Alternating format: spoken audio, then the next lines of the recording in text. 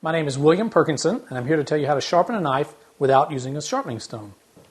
Now, here's our knife, and if you don't have your granddaddy's sharpening stone to hone your blade, we're going to build a block. We've got the block. We're going to cover it with sandpaper, and we'll use the sandpaper block as our stone.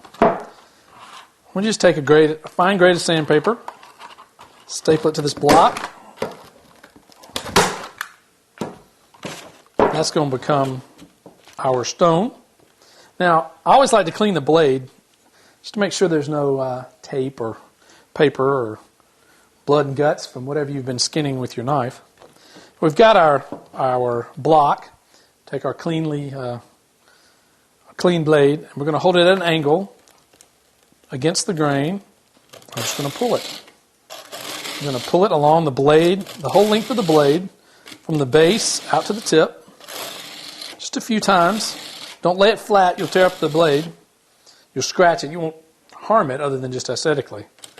And we're going to pull it along the sandpaper all the way out to the tip. Again, put it back.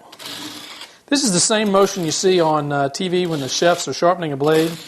They're running it down a little tool they have. Well, we're doing the same thing with the same motion. We should have it pretty sharp by now. And again, with the alcohol on the rag, clean it off one good time. It's pretty sharp. I'm William Perkinson, and that's how you sharpen a blade without a stone.